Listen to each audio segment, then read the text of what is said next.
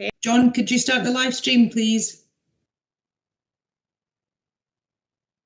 Thank you. Okay, well, good afternoon, everybody, and welcome to the Angus Integrated Joint Board. I hope everybody's well. It's nice to see you all. And as always, just to highlight the very challenging conditions that our HSCP third sector and private care home colleagues continue to work under, and for that we extend our thanks and our gratitude. Just at this point, I wanted to highlight to IJB members that the agenda item 13 in reserved business has been withdrawn following advice regarding the type of consultation process required. And we do plan on holding a special single agenda item IJB meeting in a few weeks' time to move this forward. So that's just to highlight for members. If we move now into apologies, Karen, have we got apologies? No apologies intimated, Chair. Okay, that's great. I'd just like to at this point actually to mention firstly the retirement of Gary Malone, formerly Chief Executive at Voluntary Action Angus, and formally to acknowledge his input and support of the Angus IJB and to wish him all the very best. And also this is Ivan Cornford's last meeting, I believe, and that's noted in a paper later on in the agenda. But just to say many thanks to Ivan for all your input and support to the IJB and to wish you all the very best. Ivan, see your hand. Yeah, thank you, Chair. It may or may not be my last one, depending on the outcome of any interviews tomorrow, because I've said that I will stay on until someone takes over from me. So you may have to put up with me for a little bit longer. That's great. Thanks for letting us know, Ivan. So we move on now to declarations of interest. Councillor Bell. Thanks, Emma-Jane. Just my usual standing one of being a non-exec director of Public Health Scotland representing COSLA. I have a specific exclusion that allows me to stay in and vote on any deleted matters. Thank you. That's great. Thanks for taking note of that. And one other hand up, but I'm not sure whose that is. You want to turn your camera on? Yeah, it's Councillor Speed. Okay. Yep, thanks, Jim. Emma-Jane, agenda item number 10, with regards to the Carers Act. I'm an unpaid carer, but with a no financial interest at this time. Okay, thanks for that. We'll note that one as well. And any other declarations? Can I ask, Councillor Speed, are you staying in the meeting? And I'll stay in the meeting. Thank you. Yep, thanks. Okay, any other declarations of interest? No. Okay. So moving on now to item 3, which is the minutes of the last meeting. Thanks very much to Karen for those. Do we have any comments on that minute? No, we're happy to note that as a true record of the meeting. Okay, thank you. And moving on to 3B, which is the action log. Gail. Sorry, Chair, I'm not sure if my hand function is working today. Before we move on, I would like to take this opportunity to thank Karen for preparing the minute. They're extremely challenging times regarding administration to support the IJB at the moment. So Karen, thank you very much for prioritising this for us. Thank you. Thank you. The action points, Chair. Yes, item 8 is overdue on your action points. However, there is an update on the agenda under item 8, which Gillian Galloway will provide to you all. The other items are outstanding. I can draw your attention to item 10, the Integration Joint Board Risk Management Strategy. That is indeed an outstanding action point for myself. I'm still working on the conclusion of that following a very successful audit committee risk appetite session, and we've just been unable to progress that at this moment in time. Work is underway. Item 14 is with regard to the financial framework to support the mental health and wellbeing strategy, and again the revision timeline for that has still to be confirmed. I can confirm there has been progress, and a number of you may have heard in the press that there has been a scrutiny panel appointed by the Scottish Government to support Tayside Executive Partners with the progression of mental health. Tayside Executive Partners Group involves the 4 chief executives across Tayside, the 3 chief officers and the Chief Superintendent of Police Scotland. Item 8 under the Angus IJB Strategic Financial Plan, again due to the impact of COVID, that deadline has also been extended, and Sandy Berry will allude to that during his financial update papers, I'm sure. Thank you, Chair. Okay, thanks for that, Gail. Do we have any questions for Gail on that update on the action log? No. Okay, so we're happy to note the progress in terms of the action log. We move on now to item number 4, which is the timetable of meetings for IJB and IJB Audit Committee 2022. Are we all happy just to note the dates for the meetings? Okay.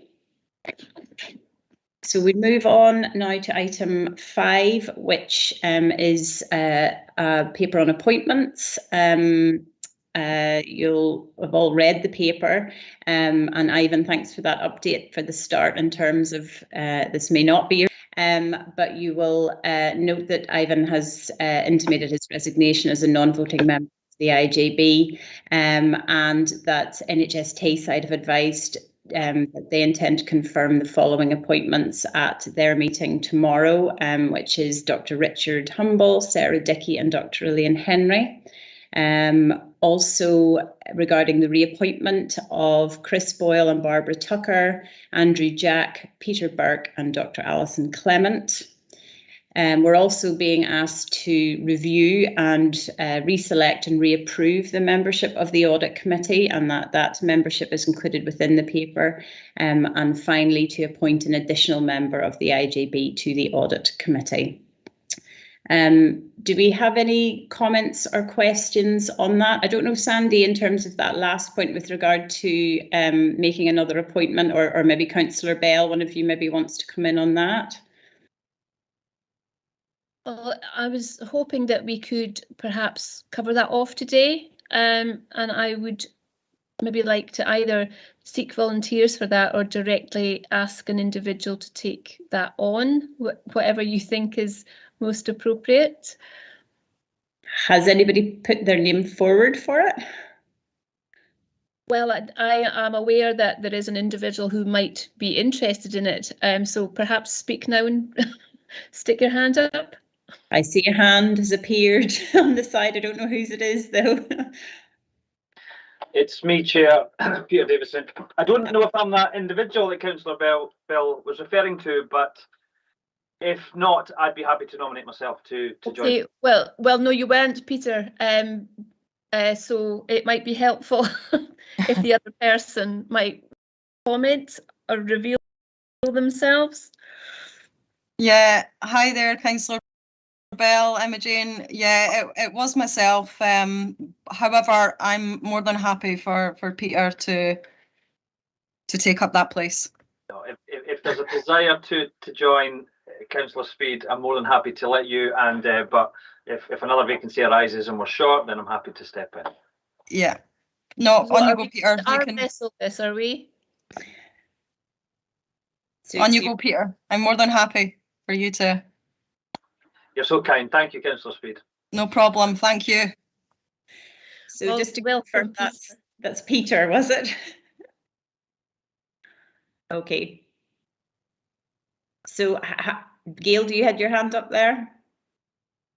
It was actually just to confirm under the recommendations, point 2B. Sarah, apologies, we don't have your full title in the paper I've got. It should have also Associate Director of Nursing. Sarah, I think the challenge there was, were you representing the Board Director of Nursing, or is it your own title? But I think it should be Associate Director of Nursing that goes alongside Sarah's title. Thank you, Gail. Just for confirmation, my current job title is Associate Nurse Director, But yes, Okay, it's delegate perfect. function of the Executive Nurse Director. Yeah, perfect. Thank you, Sarah. Okay, and just to, we'll make that amendment in the paper, and then just to confirm that Peter Davidson was the nominated and agreed new audit committee member. Are we happy with all of the other recommendations in that paper? Yep. Okay. Moving on now to item 6, which is the finance report, and I'll hand over to Sandy for that one. Thanks, Sandy. Yeah, thank you, Chair, and to Peter and Lois for at least one of you, well, for both volunteering and for Peter agreeing to become an audit committee member. And I will catch up with Peter at some point in the next 2 or 3 weeks about that role. Thank you, Peter. Thank you, Chair. This is one of our regular finance reports. We're trying to capture information up to about the end of September, so it's a relatively current report. A few kind of highlights from the report. In section 2, at the beginning of the report, there is a reference to the IJB's annual accounts being signed off. Those were signed off at a meeting actually of the audit committee at the end of last month. It actually feels like quite a long time ago, but we had that discussion with obviously our committee and our external and internal auditors. External auditors shared their review of our annual accounts, and on the back of that, we were able to sign the accounts off. So that was all helpful.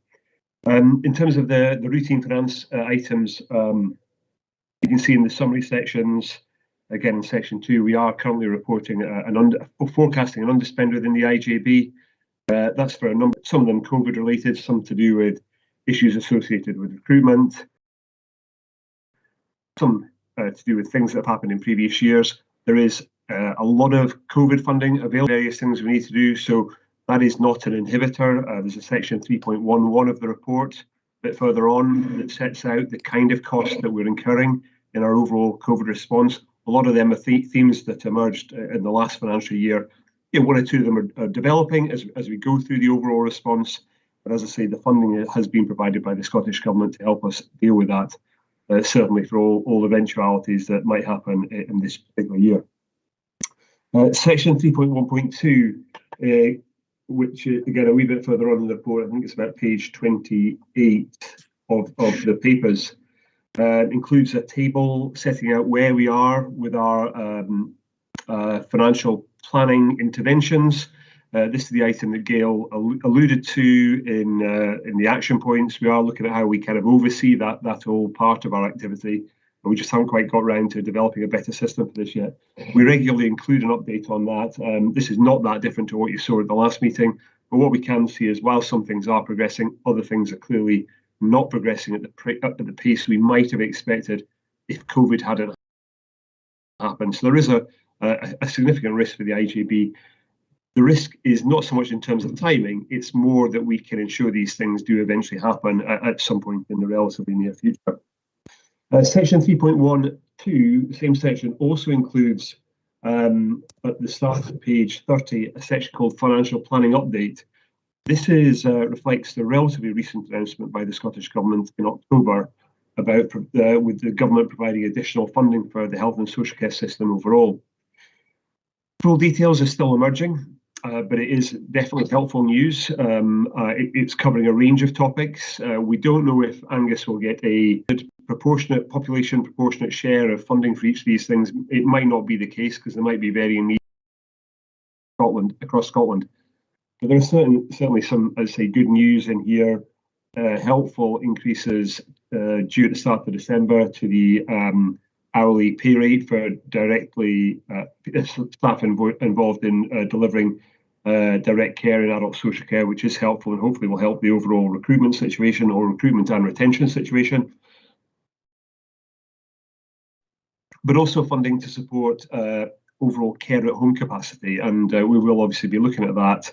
It's something that we have considered in the IJB before in our demographic reports and our overall financial plans, but this allows us to do that on a more constructive basis, and it also supports our overall planning, financial planning.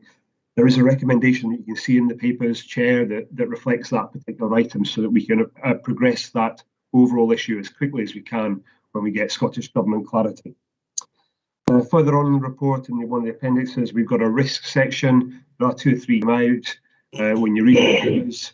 There are some specific recommendations regarding reserves. These are things that we have talked about and noted in reports in the past.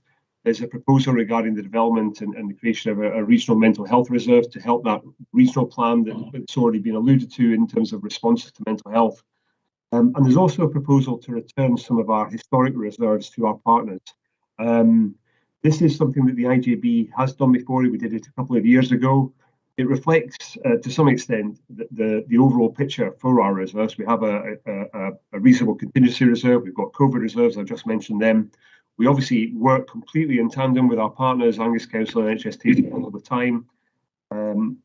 They were very, they were, I suppose, grateful for the changes that we put through 2 years ago when we last considered this. I have discussed this proposal with them. With their directors of finance in advance of putting it in their papers, and both the directors of finance of Angus Council and HST side, said they would be supportive of the IJB agreeing what's set out here today. So, Chair, that's just a few background things covering the routine or the regular financial position, and then 1 or 2 issues regarding reserves and the risks, and also highlighting the new funding that's coming from the Scottish Government, which, as I say, hopefully will be of help to the IJB. That's great, Sandy, and thanks very much for such a full and informative report, as always.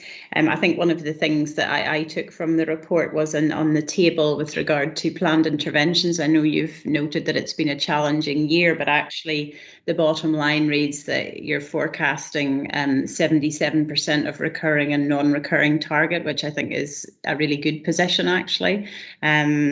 So going to take any questions for Sandy now. I see Peter Drury and another hand. I'm not sure who that is, so if you want to switch your camera on whenever you come in, but I'll take Peter Drury first. Thank you, Chair. Thank you, Sandy, for another encouraging report. You mentioned that we're on course for an underspend, and that one of the reasons is so many vacancies unfilled. 2 questions, and the first might not be necessarily for you. How bad are the adverse consequences of these unfilled vacancies? And my second question is, in all honesty, do we ever envisage filling all these vacancies?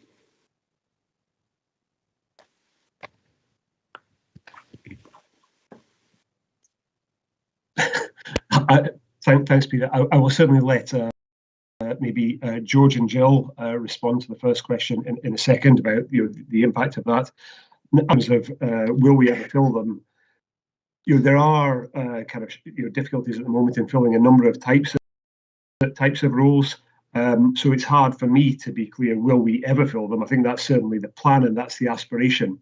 And if we, for some reason, couldn't fill the post that we currently, in due course, when we'd kind of reached the tipping point of saying that's not going to happen, we would generally try to develop an alternative response. Now, from my budgetary perspective, if you like, in terms of what I would share with board members, that would mean, say, resource that we had, you maybe engaging with one type of staff group to deliver an outcome, we would redeploy that resource to continue to presumably deliver a similar type of outcome, but we would potentially try and do it in a different way, maybe using a completely different way of with a problem or an outcome, maybe using a different type of staff group to do it.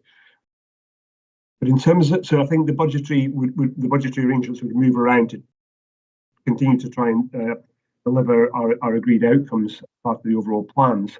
But in impact of the shortcomings in some of our recruitment, if I can maybe let Jill and or George come in to just maybe give some examples. Yeah, happy to do that. Salvador Minuchin, who was a family therapist, a famous one, once said the answer to every question is it depends. And that's the answer here, I think, Peter, as well. It depends. I think the loss of some posts or inability to fill some posts has a greater impact than others. And those are not as predictable as one might think. So a few key posts, for example, our inability to consistently recruit consultants in learning disability services has a big impact on our services, causes all kinds of problems. And our position with ongoing problems with kind of chronic way with recruitment and care at home, both in-house and for the independent sector, creates a whole different set of problems. And at the moment, probably the second of those is one of our most pronounced problems. So I'll just stick with that example. So at the moment, care at home feels pretty well stuck. We've, peaked maybe at 13,500 hours of service provision. We've dropped back to about 12,900, and that is all about the difficulties that sector is having in growing in response to additional demand, and that is a big recruitment problem. So we have a lot of specific actions that we're undertaking to help providers recruit. There's a number of drives on at the moment. And as Sandy mentioned, some new money's coming in that would also be used to increase the pay for care at home workers. And we hope that will make those jobs more attractive and more competitive. So we're cited on these issues through our workforce steering group. I think I spoke about it last time. And it's relatively new. We've only had 3 meetings so far. At the moment, we're mapping out all of our workforce issues, including where our pressure points are in terms of demand and capacity and recruitment. And that will lead us into planning for our 3-year workforce plan that we have to submit by next spring to the Scottish Government. We've got a prioritisation task to do in there. We've got a lot of issues to address, so we're going to have to decide what we do in year 1 and year 2 and year 3. Does that help, Peter? Mm-hmm. Yeah. Thank you. No grade. Yeah. Thanks, George. Councillor Miles. Yes, thank you, Chair. I would echo the words you said to begin with. It's an extremely difficult financial time, and to produce a budget like this and have some underspends and money to pay back to the relevant councils. Wearing my Angus Council hat, we're extremely grateful to get the over $500 million back, and wearing the NHS hat, we're also very grateful to get the 0.8 million back. It's helping us in difficult times, but obviously it's going to be difficult in the future. Necessity or need to possibly increase the amount of reserves we keep. At the moment, it's kind of levelled off at $1 million, and we don't keep more than that. But is there any need to keep reserves, Sandy, or are you quite comfortable with the amount of reserves you're keeping at the moment? Yeah. Thanks, Councillor Miles. The main reserve that I would probably think of in terms of the issue contingency reserve, and we have a contingency reserve. I think it's about £4.5 million off the top of my head. It's in the report. I'll get there in a second. Reserve, in terms of its percentage of our turnover, is at the kind of recommended level for partnerships. It's actually £4.75 million is our contingency reserve. I think we just tweaked it at the end of the financial year. So it's the recommended level for our type. It's 2.5% of our turnover. When we put together our financial plan, it kind of gave us about a year and a half, if you like, in terms of a buffer. And I think for me, that feels about the right kind of level for a reserve of that type of contingency reserve.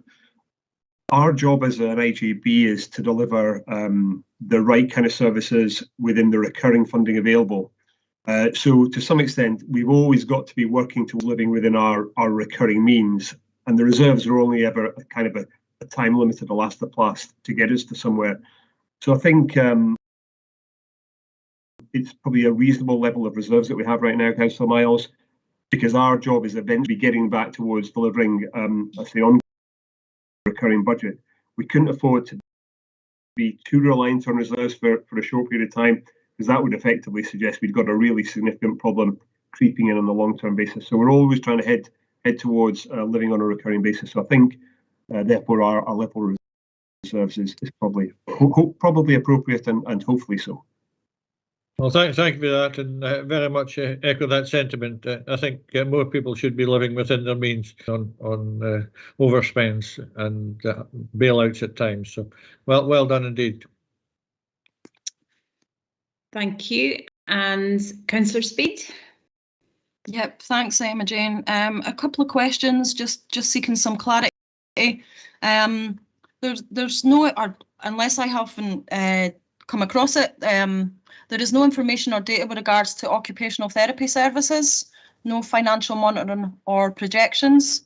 I'm aware of a backlog of works and timescales for delivery, and this is undoubtedly continuing to impact on people's health and safety and wellbeing outcomes, and their quality of life, creating further inequalities, as well as further demands and pressures on paid and unpaid carers.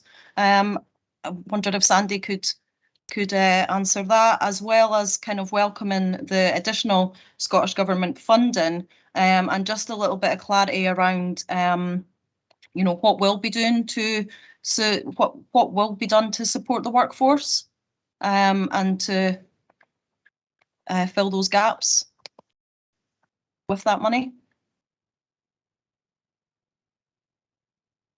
Right, okay, thanks Councillor Speed. Right, it's a few different types of questions in there, some of which I can start to answer, but you can't necessarily give us the complete picture. So I'll start in terms of, and I'm probably going to have to come back to you to remind me what the second and third parts of that question were.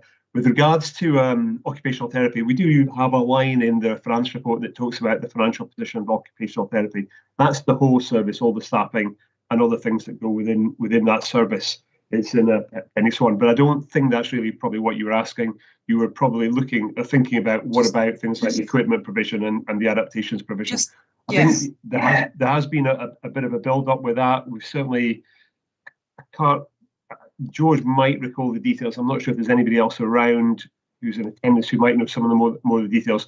We have had conversations with the likes of Susan McLean and Angela Murphy, and involved in these services, about the backlog of adaptations, and we're trying to get the staff in place to unblock those, but also we're dealing with some issues in the overall supply chain, that kind of are a slight inhibitors on everything happening.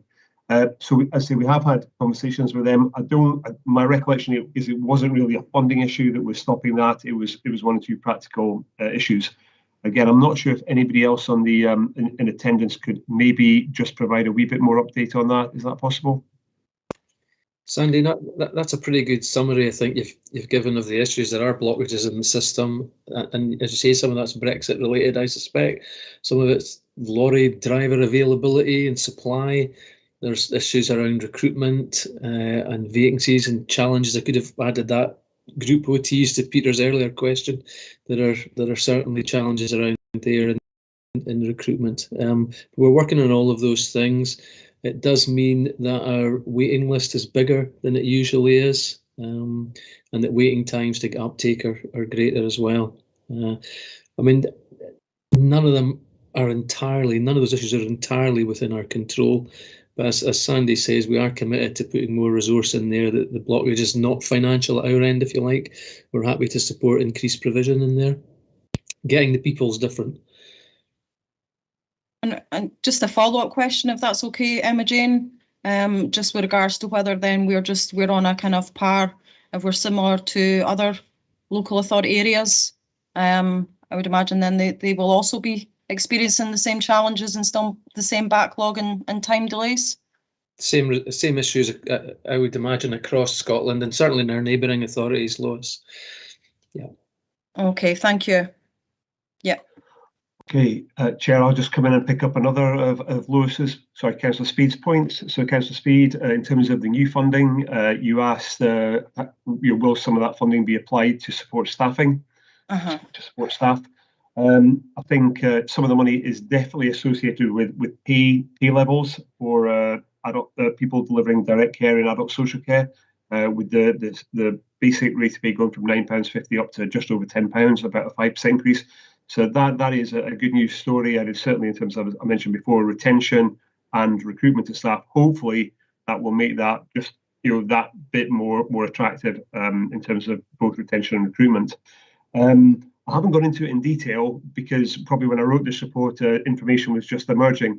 But of the £300 million, some of the funding, there's a bullet point that refers to supporting wellbeing proposals. It's I think 1, 2, 3, 4, 5, but fifth bullet point down there. It doesn't say any more than that. I probably didn't have any more details about it than that. But there is absolutely part of the overall £300 million. I can't remember how much, a few £1 million that has been allocated to support wellbeing proposals. One of the difficulties, just on a practical basis, is when all this information comes in one go, it's actually quite hard to kind of capture it into a report and then share it with everybody. But within the last week, as an example, Councillor Speed, we have been talking about allocations within this overall area that have come in to support wellbeing in our social care, our independent social care sector, our independent primary care providers, dentists, GPs, community pharmacists, and in our out-of-hours services. So some of the government funding has been specifically targeted at those groups. I think there's also a separate stream for health service employees. So there's quite a comprehensive array of funding there to support well-being. Much of the funding, though, I would have to say at the moment, I think is probably time limited. I haven't got the details. So there is definitely some funding there, Councillor Speed. Yeah.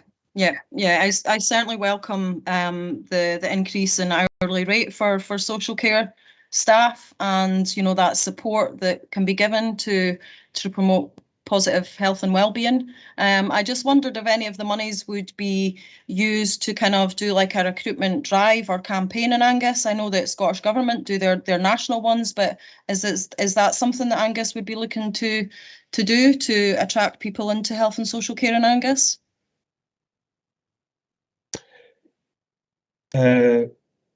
We haven't particularly spoken. George has got his hand up already yet, but earlier on, George did talk about a suite of things that we were looking at in terms of trying to recruit people in. So I'll let George maybe just pick that up. Okay, thank you. Yeah, so there's a whole load of services within the umbrella of care at home, as everybody will know.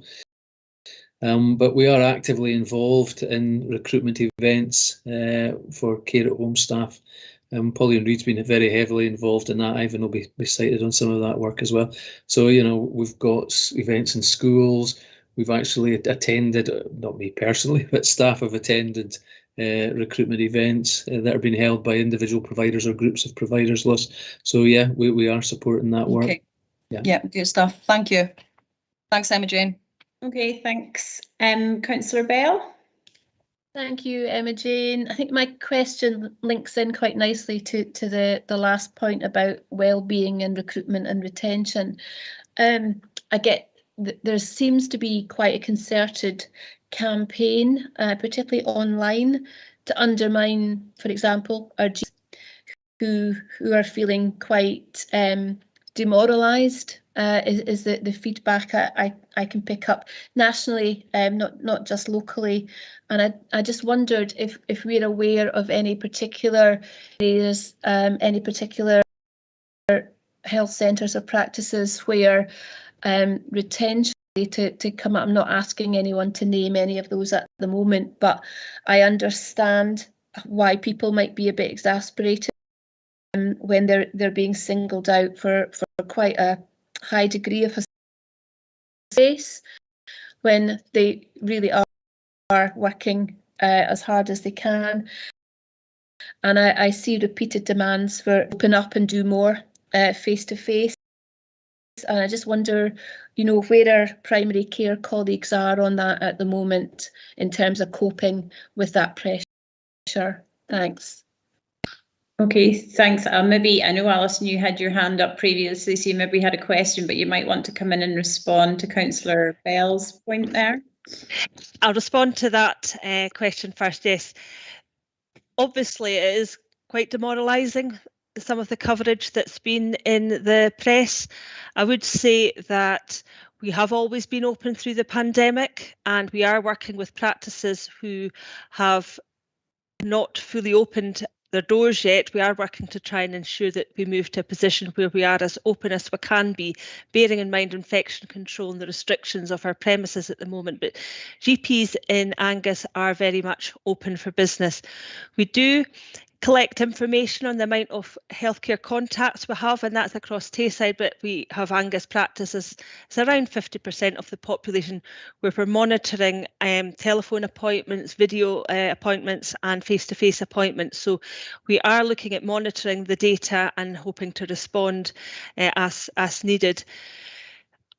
I would, however, say that certainly our experience in general practice is, while there is some national criticism and in the press it is demoralising, we have got the support of a lot of patients who are behind us, and I'm very grateful to patients within my own practice and elsewhere in Angus who are supporting us at this time. We are doing our very best. One of the main issues is around recruitment for generally the overall workforce plan on how we support recruitment and retention. There's an article in the Courier, I think, today around some of the more innovative ways. I'm in Brechin today, and we've got Joy GPs, and we're looking at innovative ways to recruit. So very much is related to workforce demands and COVID restrictions at the moment, but we have a good way of supporting practice at the moment. We've got the £15,000 of funding to support primary care services in Angus, remembering that's dental, ophthalmology, community pharmacy and GP practices, and primary care in the wider sense. And hopefully we'll be able to put that to good use. I've been liaising with GPs about how we might use that to best advantage. Okay, thanks, Alison.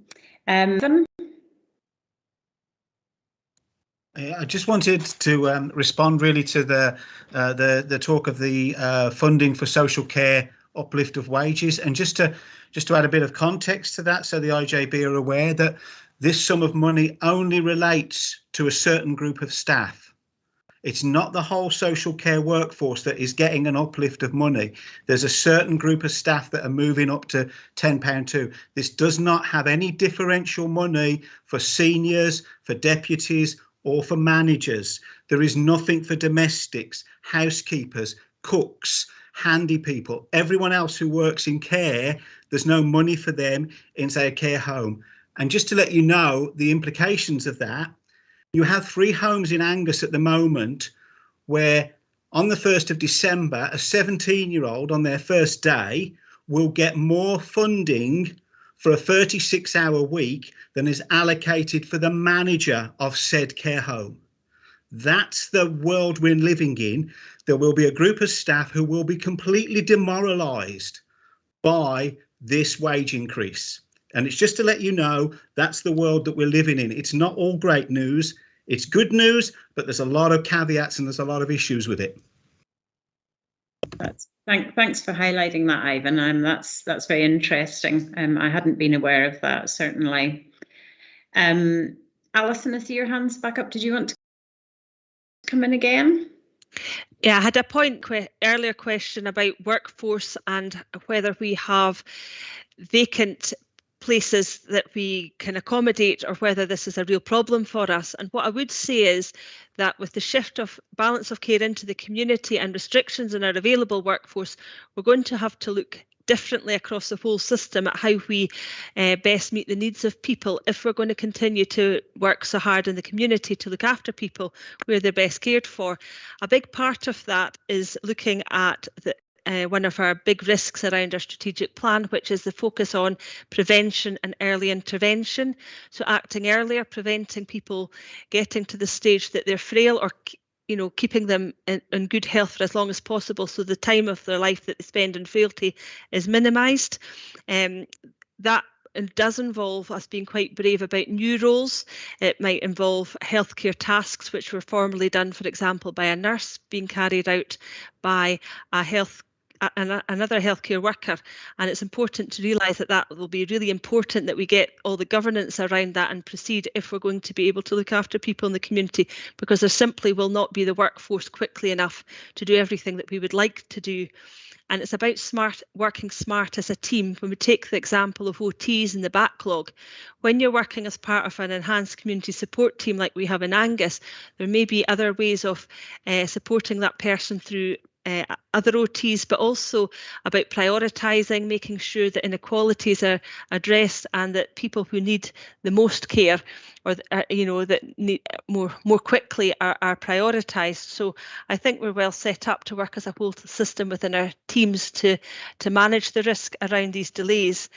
I think it's really important that we are confident in prioritising the things that are about having a public health approach, looking at our long-term conditions.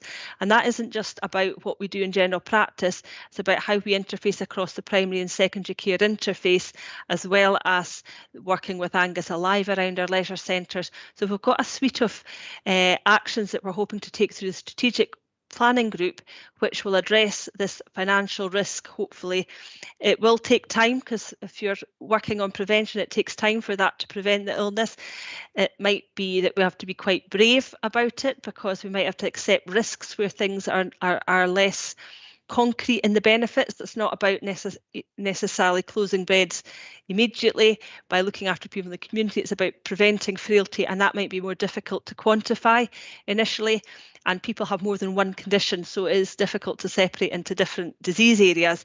But there is this programme of work through strategic planning group, and that needs to be considered in the context of the financial risk, because if we don't try and act earlier, how are we going to meet the needs of our demographic in the future? Thank you. Thanks for that, Alison. And Richard, can I bring you in?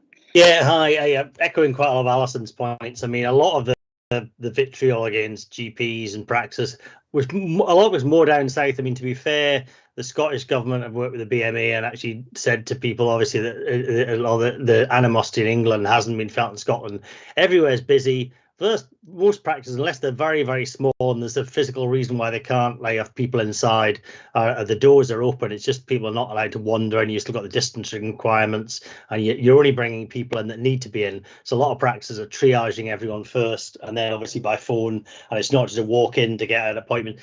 You will check they actually need it. So but because of the volume is the reason why most people are still triaging, because we couldn't possibly see everyone that wants to be seen now. The numbers have shot up. We're probably seeing twice at least as many contacts each day as we were before, so it's not physically possible unless you say to them, well, if everyone's going to be face-to-face appointments, you're going to have to wait 3 weeks to see a GP. That's the long and short of it, and the politicians have been told that. England seems to be more having a fight. The GP seem to have more of a fight with the government, but some of it spills over, and you do get people complaining that obviously their GPs aren't open long enough hours and aren't working enough, and I think everyone is getting demoralised. Recruitment's been an issue since before COVID. I mean, even since before the new contract. That's why the new contract came in, and it takes time to recruit GPs and sort them. And the idea of the contract was to obviously get some of the work moved to other people who could do the work easily, so increase your physios, pharmacists, etc. But we haven't had the recruitment. The problem is there aren't the staff there. So although there's money in the contract, a lot of it we're not managing to spend at the moment because you just can't find the bodies. So I think it will take time. Everything's been scuppered because of COVID, but there still is hope that the aims, the new contract and things from 2018 will help in the long term. But obviously the older GPs that have been hanging on, I mean, some of them won't hang on forever and may go, and there's not many people coming in. Unless the more the government and the press bash GPs, the less likely people are to come into it from hospital medicine. So it's going to end up with they'll end up with no workforce if they carry on like that. And the answer, if they want a salaried workforce, they keep saying about salaried workforce things, but it would cost them a fortune. They either don't have enough of us, and B, it would cost a fortune because they'd have to pay us like a consultant type salary, and also then recruit probably 3 times as many GPs. So they couldn't staff or afford that, and I think they've been reminded several times by the BMA about how efficient and cost-effective GPs are compared to secondary care. I mean, in terms of moving things into the community, we've been trying to resist too much of a unresourced shift into community work from the hospitals, because they can't shift stuff without moving the staff and the funding. Some places are trying to use COVID as an excuse to say, oh, that can be done in the community rather than go to a clinic, and we can't see people face to face. But the funding's got to follow it, because obviously otherwise they need to move staff from secondary into the community to help out. But there's no chance of them doing that. So, but the pressure's been worse the last couple of years, and certainly it's got worse now that things are opening up, because everyone's been hiding things or not bothering people for a year, and now suddenly they all want it sorted out. But the more and more people we see, the longer and longer the waiting lists are going to get to the hospital, because the more people are going to refer. The government sort of in England certainly seem to think that people weren't getting referred because GPs weren't open, but GPs try not to refer unless they have to. But the waiting lists are going up and up and up because more people are being seen, and more people are expecting to be seen by secondary care now. So, but obviously a lot of secondary care departments are struggling as well. So the government needs to sort of have a longer term plan. So. Okay, thanks for that, Richard. Do we have any other questions on Sandy's paper? I don't see any other. Richard, your hand's still up, but any others? Councillor Bell, Gillian Galloway and Elaine Henry's hand up from the set. Okay, Jill, did you want to come in, and then Elaine? Thanks, Chair. I think just following on from what Richard was saying, the pressures that they're experiencing in primary care, we're also experiencing that in out of hours, as well, just to acknowledge that in workforce and the GP out of hours service as a challenge as well. So that is a salaried service, so it does run differently to the independent GP practices. That is a salaried service, and we are seeing the same challenges, both in terms of activity demand and the workforce recruitment challenges as well. Thanks. And Elaine? I suppose we're probably drifting off from Sandy's paper, but I think it should be just to reflect also where we are compared perhaps to the rest of the country. And we've spoken there about England, but I think it is incredibly tough. And I think we still have a very high level of people coming into hospital with COVID. We're having to work very differently and constantly try and balance what we can do and people moving across. And I think, there's Alison working in Brechin, I'm working COVID tomorrow. We're just having to do bits here and there. And I think we have to reflect, though, compared to some other areas, we are doing well. And it is because we have these open conversations, honest conversations. You're hearing from Jill today, and it was really hearing in live time of getting one person to come and do a night shift in out of hours, and then reflecting back what a difference that would make to the emergency department overnight and the next day, and how that would be for the weekend, and how that would then influence operations on a Monday morning. And that one key person in out of hours will probably actually allow people to have an orthopaedic operation on Tuesday. And it was just having that cogs coming together. Sometimes they crash. It's like taking your car from first to second and not quite getting into gear. But the great majority of the time it meshes together and the car moves. We are still having them. So I think it's great. And I'm sorry, it's pretty far from the finance report, but I think it is just that reflection that there's an awful lot of work to do, and we're just seeing the backlogs. And I think there is probably a bit of IOU in the system that we will have to do, because we will have to do the operations and pay the staff for it. And also one last point is about just the challenge to staffing. And I think we do have, and Richard, you've counted on it, we have a bit of again, people will work through COVID. People aren't thinking about going now, but they may go a couple of years earlier. They may go and do something different. They may work differently. So I think the next 2 years, we may find a real loss of some of our real grafters that will go. But it's recognising that we can work differently. So I think it's all the whole system is it's like the tug of war rope. We're all leading back and taking the strain. Thanks, Elaine. And yeah, it is a wee bit off topic for this paper, but actually I think it's very useful for IJB members to hear these conversations. And I'll let Richard come in with the last word on this. Yeah, just to back up Elaine and Gillian's point, or Jill's point, sorry. The out of hours, yeah, I mean, traditionally, some GPs have done shifts in out of hours. The problem is if you're busy during the day and working flat out during the day and doing extra sessions in practice, you're not then going to out of hours. So obviously, it always had knock-on effect. As Elaine said, I think we are in a better position here in terms of getting not having the army in, because A&E here has always not everything has gone directly to the wards, like medical wards, surgical wards, not gone through A&E. Other areas, ambulances are stuck waiting to offload people in A&E. So I think we've always had a better situation in A&E. But I think it's a knock on across the whole system, there's no easy answer because we don't have the extra staff. And I think you're right. There's a backlog. Salaried GPs and out of us haven't taken holidays like for the last few months. Now they're all going to take for the end of the year.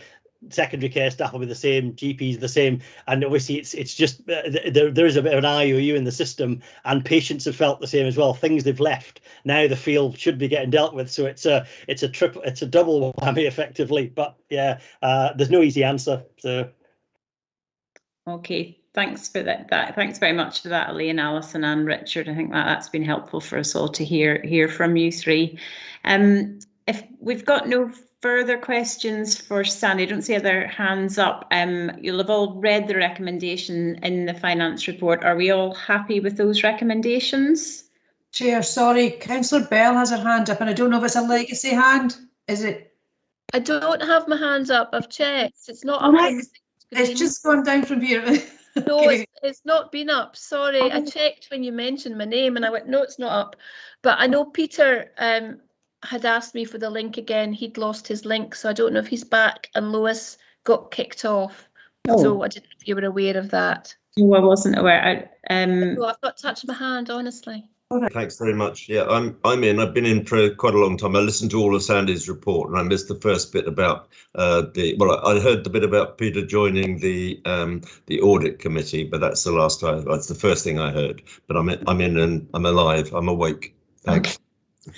And is Councillor Speed still here, or is she disappeared into the? No, not in. We'll just wait for her to rejoin then. See her. So I'm getting a bit of feedback. Can you hear me? She's Yeah, she's here. Oh, she's here. Yeah, I'm back in. Sorry. It just was highlighting the recommendations in Sandy's paper. Are we all happy with those recommendations? Yep. Okay, thank you. We'll move on now to item 7, which is the Angus Mental Health and Wellbeing Update. And we've got Gillian here to present for us. Thank you very much, Chair. The update for today doesn't include the anticipated improvement and implementation plan around Living Life Well, which we had planned to bring back to this IJB. The decision was taken to defer that coming to this one and bringing it to the December one, and there's a couple of reasons for that. So just to give a bit of background for that, just to set the scene. So since the August IJB report on mental health, where we had advised that we would be bringing back the improvement plan, we've had the publication of the Listen report, which was a service user feedback report, and we wanted to take that into account when we were developing the plan, but also in terms of the engagement with the key stakeholders, to make sure that we are engaging with all key stakeholders, including all of the service users, carers, parents, etc. Around that, because it is such an important part of what we're aiming to do with the implementation plan. In addition to that, NHS Tayside have made some progress in relation to developing an overarching NHS Tayside implementation plan, and the timings of that would mean that we will work a bit more parallel with their timings, and that will allow us to again continue to work more collaboratively and maintain consistency in that alignment with the whole system approach, while still ensuring that we are meeting the needs of the Angus population. I think just to give some assurances, although we haven't brought the actual plan, it doesn't mean to say that we've stopped working and stopped progressing some of the key areas within mental health. So within the report, we have detailed many of the areas that have progressed since the August report. And just a few to highlight, we've now got the 7-day service fully implemented across the whole of Angus. We have 2 ANPs who have now completed their ANP training within the mental health team, and that's really important, just reflecting back on some of the discussion around the workforce discussion and the importance of introducing that different skill mix. We know we've got a challenge around medical staffing within mental health, and growing that ANP workforce is exceptionally important for us. We've also got the SAS mental health card in Tayside now, which is not long started. That is for the whole of Tayside, and that has a paramedic and a mental health practitioner working alongside each other to try and support the community response to some of the mental health calls that come in. I think an important one just to highlight is and I have put it in the report, is around the improved working relationships between community and mental health inpatients. I think it's a really positive step forward that we've made in terms of those relationships between and just that working together. And I think there's been a lot of that understanding each other's system, each other's pressures, and really working together to get the right outcome for the patients and service users. Since the report, we've also been awarded some funding through the Community's Mental Health and Wellbeing Fund, and I'll just finish with a couple of things, but if possible, Chair, just invite Hayley if she's on, just to speak about that, because she's been the lead around that, if that's okay, but it's a really positive story. The report also details some of the risks and challenges that we have. Gail's obviously mentioned the financial framework that hasn't moved on. We're still waiting on an outcome in relation to the inpatient mental health beds, and we don't have a timescale for that at the moment. We have seen an increase, and that was referred to in the August report, but we are continuing to see an increase in the number of delayed discharges that we have within our mental health hospitals. And these patients are actually very complex, so they're not easy to move through the system, so to speak, but there's a lot of work that is ongoing to support them in the right way. And again, that kind of development or the improvement in the relationships between community and inpatients is really helping that situation as well. We have noted a risk around the duplication and multiple recording in terms of IT systems, but I'm pleased to say that since the report was drafted, we've had some positive conversations with eHealth, and they are now working with us to try and improve that situation. So hopefully that will not be a risk in future papers, Chair. And I would just, if Hayley's on, which it is, she's put her camera on, just ask if that's okay, if Hayley could talk about the Community's Mental Health and Wellbeing Fund. Yep, absolutely. Yeah. Thanks, Chair. Thanks, Jill. Yeah, so just on the back of what Jill was talking about there, the TSIs across Scotland have been allocated been allocated the distributor and lead funding officer's role of the Community Mental Health and Wellbeing Fund. So this is on the back of the Recovery and Renewal Fund that was announced, and there was the £50 million that's been made available in 2021 to 22, and then there'll be a further fund distributed in year 2. Angus allocation is £324,078.58. I don't know where the 58 pence has come from, but that's the fund for Angus. This is the reason I believe in, and I've spoke about this to Jill and others on the call at many different meetings over the past couple of months, is it's come to TSIs because of the local knowledge and the community links that TSIs have got with third sector and smaller voluntary organisations and community groups. And the idea behind this is to target grassroots organisations. So it's more about being able to target the same type of work as what's already went on during the COVID-19 pandemic and allow that flexibility and innovative ideas to kind of flourish and grow. And that's what we're looking for here. So the idea behind it is that we have to have a committee panel, which will be obviously working in partnership with the IGB, Health and Social Care Partnerships and Community Planning, and that they will be then the assessors and the criteria sort of deciders and everything all in one. And we'll look at aiming and targeting organisations and community groups. But the idea behind it, I suppose, for us is what we're looking to do is to develop something innovative and something new and fresh. So what we don't want, and the government have almost said the same, we don't want something of the same or just kind of adding up or padding in some funding for something that's been going on for a long time. What we're looking at is new collaborative ideas where we can really invest in something that's exciting and a fresh idea of what we've been doing over the past 18 months. So at the moment, that is about as much information as we've got. I did get a larger email with an attachment on funding guidance just the other day, and I haven't done it all yet just due to other meetings and things. But what I'm looking to do is start reaching out to who I believe should be on the panel, and then we'll look at getting this implemented. There is quite tight timescales just for the information of the IGB board. The funding applications have to be made available by the 30th of November.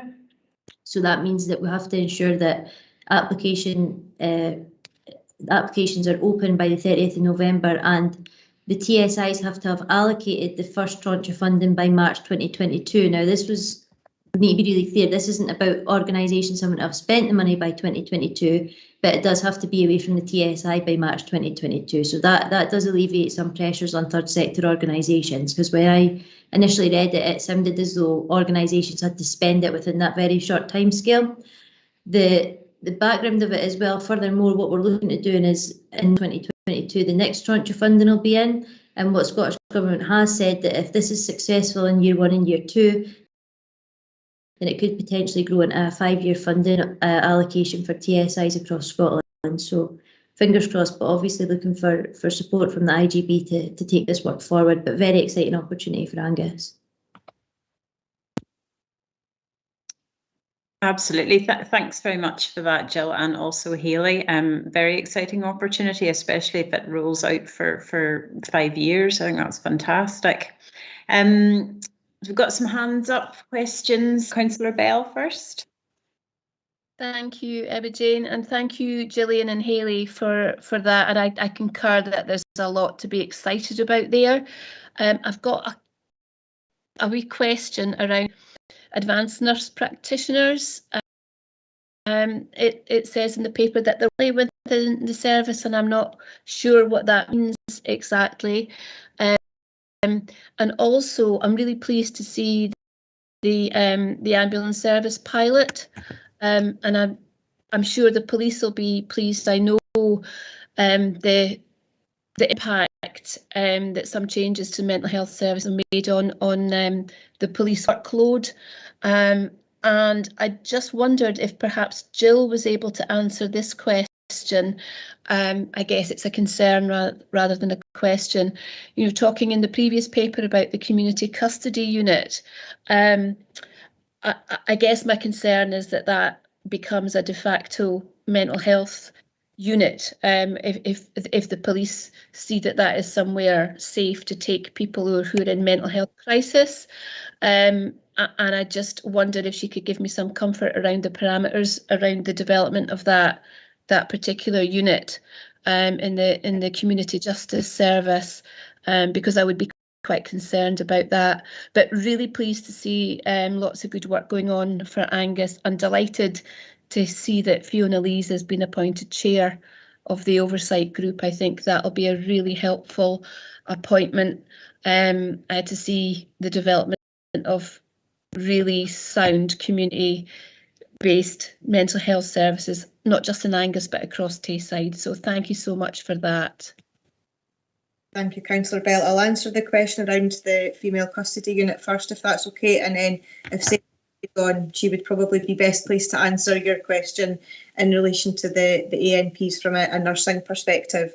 So the female custody community custody unit is actually through Scottish Prison Service. It's not a health facility. If that's the one that you're referring to, is that the one that you're referring to, Julia?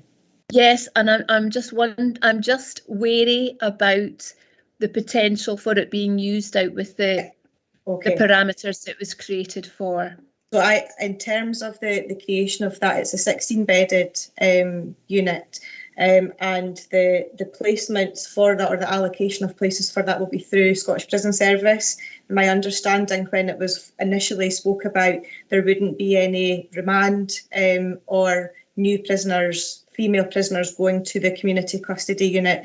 That would be more of a step down pending coming back into the community, or if they have specific needs where they could be best met within the community custody unit. So I wouldn't think that would be a significant issue, Councillor Bell, going forward.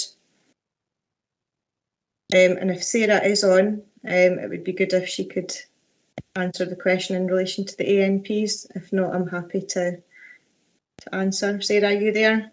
Yes, thank you, Gillian. Yes, in regard to advanced nurse practitioners, this is part of the transforming roles agenda set out by the Chief Nursing Officers Directorate within the Scottish Government.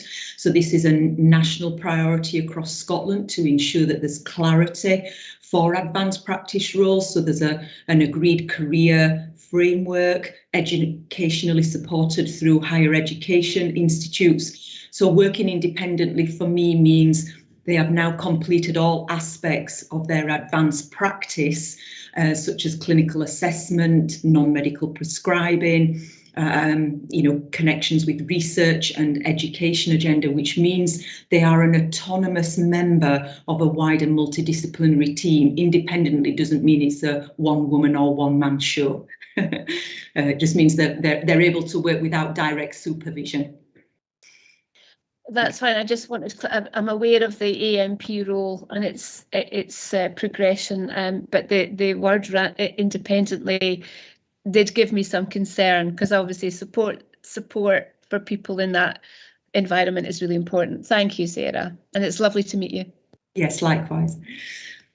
Gail, will I bring you in just now? I see your hand was up. Thank you, Chair. Yes, just in addition, I can confirm other positive things that have taken place here. Hayley Mearns, I think Hayley's still on the call, and I met with the chair of Angus Voices to ensure we were listening and that we're listening to what they're saying as well. So that has already been started and the conversations progressed. In addition to the risk Jill was highlighting regarding the multiple recording systems, I can confirm I escalated that to the Tayside Executive Partners Group, and on behalf of them I was asked to raise that with the Tayside Director of Digital Technology, and I'm delighted to hear from Jill that that's already been progressed, so there's another very positive move. And indeed, regarding our Scottish Ambulance Service, Jill and I met with senior members from the Scottish Ambulance Service yesterday to also see if there's other opportunities that we could explore to support us as well in Angus. So just to confirm that we're working really hard to look at developments and opportunities and progress this as well, Chair. Thank you. Thank you. That's good to hear, Gail. Peter Davidson. Thank you, Chair. Yeah, I put my hand up just as Jill was providing an update there, and many of the points and questions have already been covered, but I'm going to make them anyway, if that's okay. Jill, thank you for the report. A lot of positive work that's really welcomed, particularly the 7-day service, and like has already been said, the Scottish Ambulance Service car will be an absolute godsend. It's just a shame that it's one vehicle limited to the whole of Tayside. We all know the constraints that they will be working under, so I suppose it was just a question around Angus exposure to that, and also the times. You know, if you look at the successful, and I know this is a test for change, but there's been many tests for change done off this down in England, and the times are very different to what we are being offered, which is still great, and also a question around it only being 18 and over 2. But just whilst I'm on, I'll make the second point. And Hayley's contribution I thought was really positive and provided some assurance for questions that I had. Obviously the 15 million, it was great to find out how much Angus is getting, because I missed Angus Third Sector Collaborative meeting. Now obviously the slippage of the implementation plan, the strategy isn't ideal, but I totally note and respect the reasons for such. But my concern was going to be around timescales, because in Hayley's introduction on the funding to the third sector partners, it was going to be time precious, and clearly it is, but not quite as time precious as I feared, because charities don't have the resources to go out and do the consultation that you can do, and clearly in any funding application that's going to provide positive change, they'll have to demonstrate what consultation's been done in the community, what need has been evidenced. So it would be really good if the two can match up, the strategy, the implementation plan, all of the consultation that's done that can help fuel these grassroots organisations and putting together a really purposeful project. Thank you. Jill, thank you. Thank you, Chair. So, Peter, thank you for your points. I think in relation to the timescales and the work in parallel, I think that is hugely important.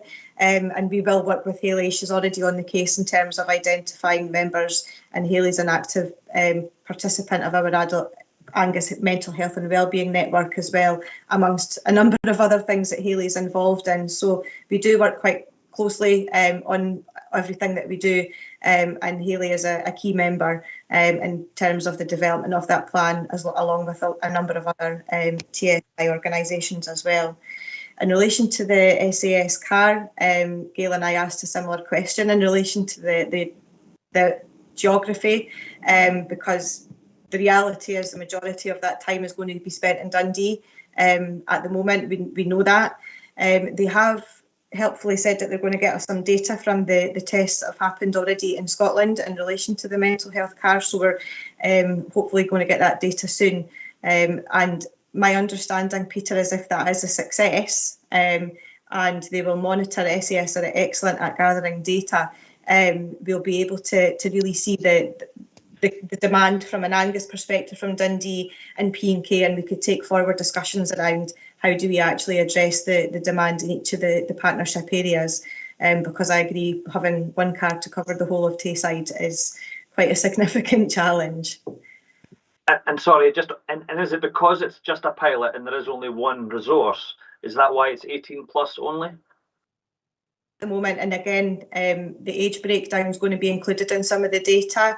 There's obviously other issues that we need to take into consideration with the people that are under 18, but I know the Glasgow test, when they did it, they went with over 18s as well, Peter. So there's maybe something in the future that we can look at in terms of if there's a significant demand out there for under 18s that we haven't captured, but I think that's all part of the work to progress. And I think, as Gail said, there's lots of opportunities from the meeting that we had with them yesterday to link in with Tayside Exec Partners and working with SAS as one of the key partners around supporting mental health in Tayside.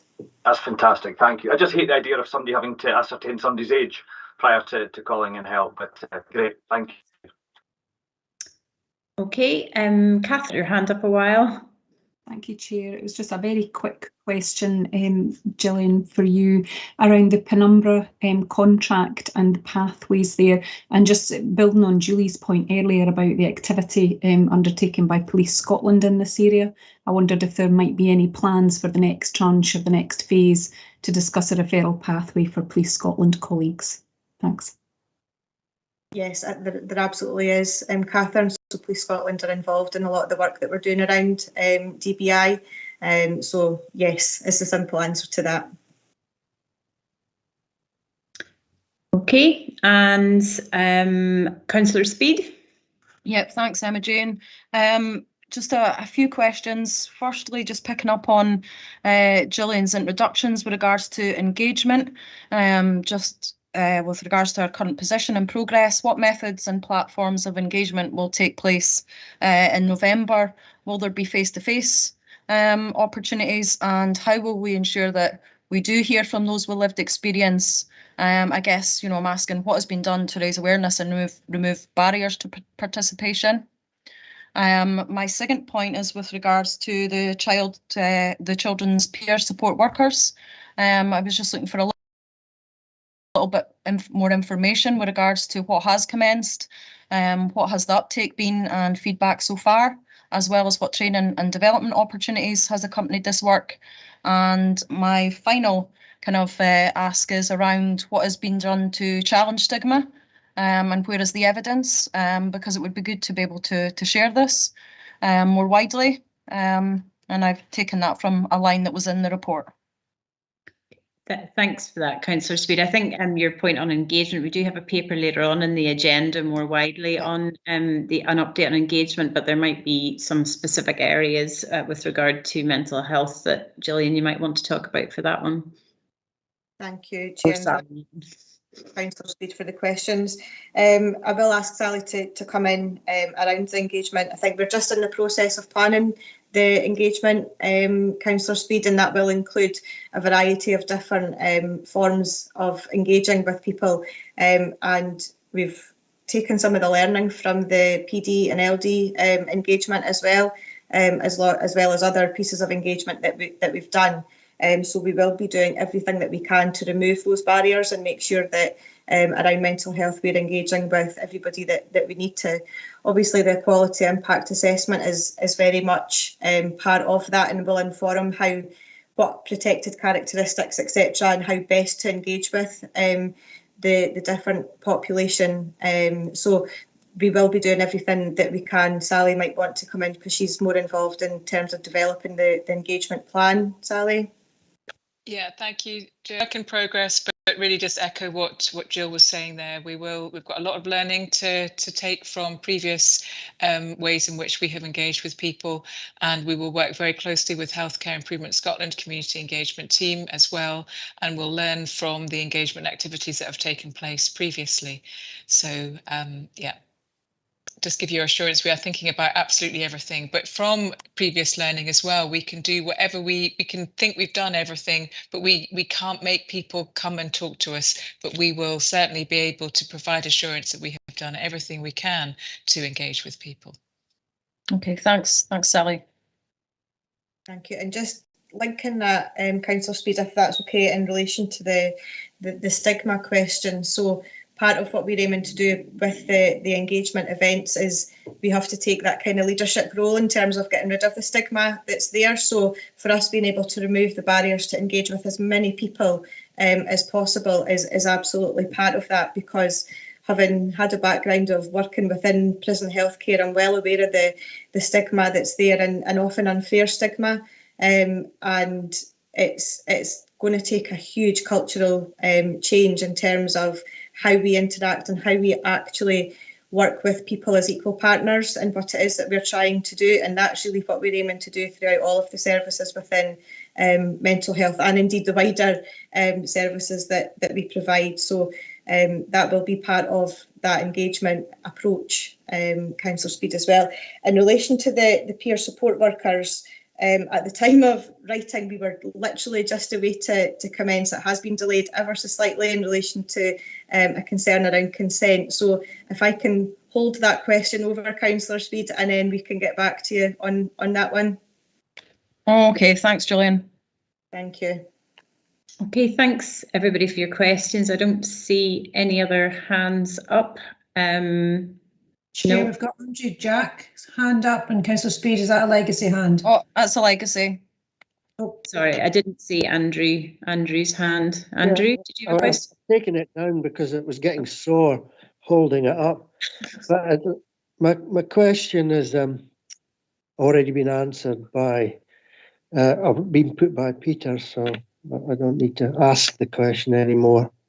Okay, thanks for that. Well, if we don't have any more questions, you'll have seen the recommendations at the start of the report. Are we happy with those recommendations? Yep. Okay, thanks everybody. We'll move on now to item 8, which is the Social Work Officer Report 2020 to 2021, and I'll hand over to Catherine for this one. Thanks, Catherine. Thank you, Chair, for the opportunity to say a few words in relation to this report. I'm conscious that a number of members around the virtual table will have seen this on more than one occasion already, so my apologies to them for that. So the Chief Social Officer Annual Report gives a summary really of all aspects of social work and social care services delivered by and on behalf of Angus Council, and that includes those that are delivered in the Health and Social Care Partnership. This year's report covers a full year of social work and social care delivery during the pandemic period, and I know that colleagues around this table are acutely aware of the impact of the pandemic on supported people, on families and staff across all sectors. So this report draws our attention once again to the significant additional demands and the unique constraints that the pandemic has placed on the arrangements for service delivery in Angus and beyond. All of those involved in supporting the provision of care in Angus have worked constantly and together to respond to the challenges that have emerged and that continue to be faced across our communities. And for that, I'd like to take this opportunity to commend their efforts to you wholeheartedly. Members will note from the report that it highlights some key trends, and those include a significant increase in the number of child and adult protection investigations, a significant increase in the number of people being supported by the provision of care at home, in relation to which, of course, we've seen more up-to-date data at meetings of this board, and a continued demand for mental health officer services involving both adults and children. Whilst an analysis of all the trends is ongoing, the increased demand for services does appear to reflect a growing level of vulnerability in communities, and a connection between what's emerging as a growing need for social work services and the wider social, emotional, economic impacts of the pandemic is likely. The report also highlights some of the key future challenges, and that included at the time of writing the now ongoing consultation for structural reform of social work, social care, community health services, of which you're all very well aware. Overall, I hope that the report supports the IJB by highlighting specific aspects of service delivery and performance, as well as social work and social care's continued importance in supporting recovery from the pandemic across Angus. George and myself, of course, will be happy to take any questions today. Thanks. Thanks very much for that, Catherine. A very full report, lots of information. Thank you. Do we have any questions for Catherine on the report? Don't see any. Oh, Councillor Speed. Yeah, thanks, Emma-Jane, and thanks, Catherine. Yeah, it's not the first time that I've seen this report, and I always welcome it because although sometimes there is hard reading in there, it's always kind of well presented, which really helps, and it breaks it all down in terms of the social work remit or health and social care remit in children and adult services. I was just going to ask with regards to, you know, that really marked increase in health and social care hours, personal care hours that we're seeing weekly. Is that actual number what's actually being delivered? Is there assurances that that support need is being met, or are there challenges there with provider capacity still? So George made some reference to this earlier, and I'm sure he will want to come in with the up-to-date position. But there is undoubtedly a capacity issue across our systems at the moment, and that isn't about having the financial resources to pay for care.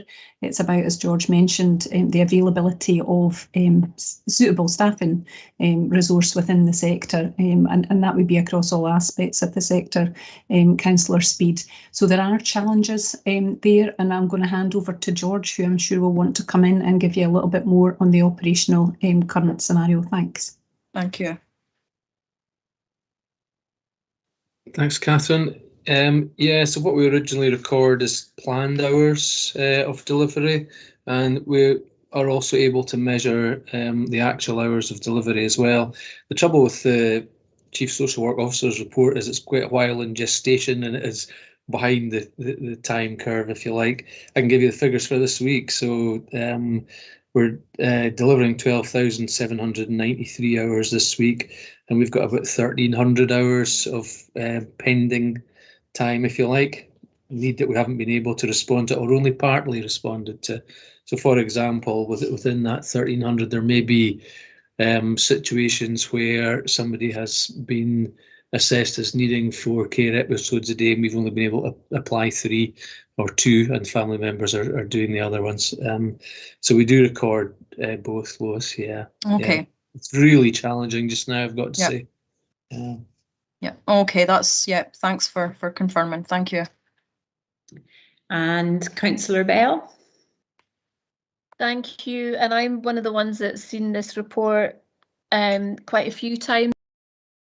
And I really don't want Catherine to apologise. That's quite distressing. And I wasn't going to ask a question because I've had plenty of opportunity. You said something that I wanted to pick up on, so apologies for me. You mentioned about demand on mental health officers for children and adults, Catherine, and that is very concerning. Do we have capacity? Are we going to need to look at our MHO resource in the near future? Because obviously I know it's a group of staff that are traditionally quite stretched in any case and can experience quite a lot of burnout because of the challenging nature of the job. But I guess I want to make sure they're okay, meeting any trends are emerging in a community, and that people can get the support that they need. Thanks. Thanks, Councillor Bell, and I can see that George is poised to come in just momentarily. There are across Scotland significant issues within mental health officer provision, and Scottish Government are working with COSLA to try and increase the capacity there to train further MHOs, and I know that we've had a proactive approach to that locally.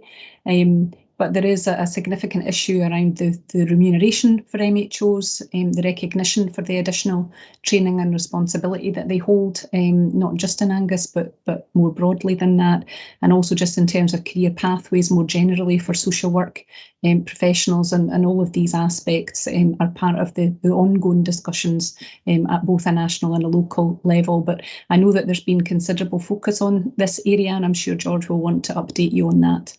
Thank you. Yeah, shall I come in? Yeah, the mental health officer team sits in my service area under Susan McLean, so I'm pretty well sighted on what's happening with that.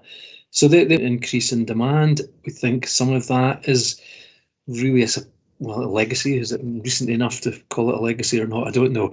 But the impact of the pandemic and the courts being closed for a long time built up a big backlog of work.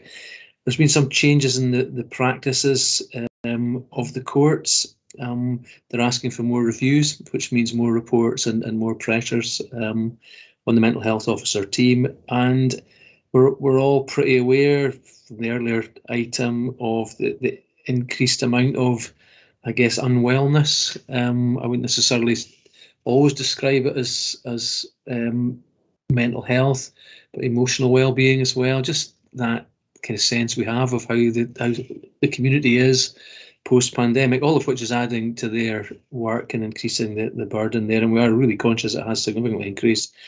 And what we've decided to do already in the partnership is to increase the mental health officer team by putting another social worker into that team. And we're also going to increase the remuneration to the satellite social workers. So the mental health officer provision is delivered by full-time permanent members of the team, and they all have to be social workers by law, and also by satellite social workers who work in other teams but give up a certain amount of time as part of their working role to do MHO work as well. So we're going to increase the remuneration as an attempt to induce more people to come into it. Personally, I think we were probably underpaying that. And also as an effort to retain staff. It's a pretty challenging job, as everybody would guess, but it's even more challenging if you're doing it as a what would you say, as a kind of dip in and out. You do so many hours on it, and then you're back to your other role, then back into it again. That's really tough for people, I think. So we're taking some active methods to try and do something about that. Okay, and I have Sarah Dickey.